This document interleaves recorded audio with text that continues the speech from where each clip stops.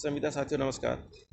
जैसा कि साथियों आपको पता है कि मैं थोड़ा घरेलू परेशानियों से जूझ रहा हूँ इस समय। मेरी पत्नी जो हैं वो आईसीयू में आइसोलेट चल रही हैं। उनका इलाज चल रहा है, लगभग 13 दिन हो चुके हैं। लेकिन सुधार हो रहा है, लेकिन जिस गति से सुधार होना था वो सुधार नहीं हो पा रहा है। साथियों आज मैं यहाँ सिर्फ ये बताने आया हूँ आप लोगों को। अभी एक मैसेज मुझे कई बार भेजा गया है। हमारे कुछ संविदा साथी एएनएचएम के कर्मचारियों को दिन में 3 बार 3 मेल एक आईडी से भेजने की बात कर रहे हैं। यदि पूरे संविदा कर्मचारियों की बात की जाए तो बहुत ज़्यादा संख्या होती है, और किसी भी अधिकारी के मेल पर इतने सारे एक साथ मेल भेजना कहीं ना कहीं अपराध की श्रेणी में आता है। वो हम आपको बताना चाह रहे हैं। हम ये नहीं कह रहे हैं कि आप लोग मत भेजिए, आप भेजिए।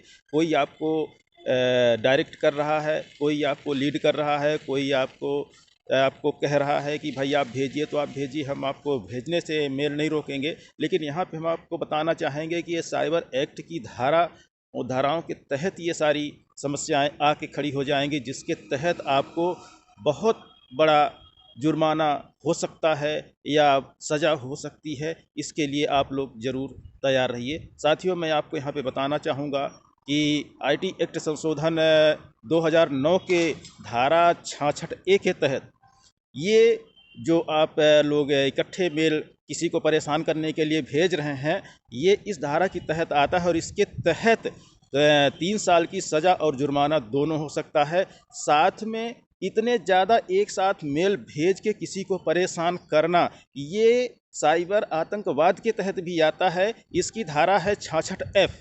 इसके तहत भी आपको 2 से 3 साल की सज़ा हो सकती है, साथ में जुर्माना भी हो सकता है। तो साथियों मैं सिर्फ चाहता हूं कि आप अपने हक की लड़ाई लड़ें। आप किसी भी ऐसे काम में या ऐसे तरीके में लिप्त ना हो जो कि आपके लिए आगे चल के भारी पड़े, आपके नौकरी पे खतरा उत्पन्न हो। साथियों जो भी इसको कंडक्ट कर रहा है, या तो उसको पूरी जानकारी नहीं है, या तो आपको गुमराह करने की कोशिश कर रहे हैं। साथियों आप गुमराह मत होइए। संविदा की लड़ाई और भी कई तरीक़ों से लड़ी जा सकती है।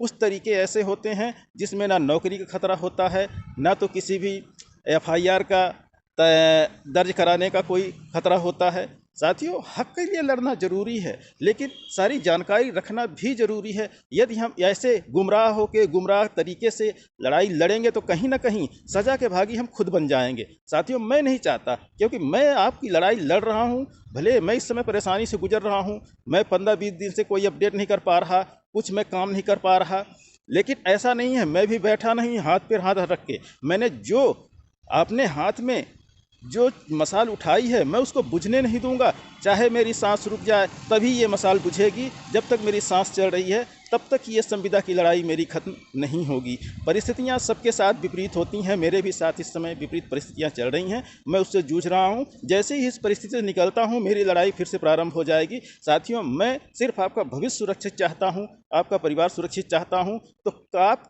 कभी भी किसी के ऐसे लोगों के बहकावे में कदापि न आएँ जहां आप खुद सजा के भागीदार बन जाएं ऐसे तरीके को लड़ाइयों में। साथियों आप साथ सबका दीजिए, हमें कोई मतलब नहीं है, हमारा कोई विरोध नहीं है किसी से। हम चाहते हैं कि कानून के दायरे में रह के ही सारी संविदा की लड़ाई लड़ी जा सके। साथियों इन्हीं शब्दों के साथ मैं आपसे विदा लेता हूं। साथियों नमस्कार। यदि किसी को बुरा लगा हो तो मैं उससे माफ़ी भी चाहूँगा। हमारे संगठन के नेता जो हैं तरीके से लड़ाई लड़ाएं, कोई दिक्कत नहीं है, किसी को खतरा ना हो, किसी संविदा साथी का नुकसान ना हो, बस मैं ये चाहता हूँ। साथियों नमस्कार।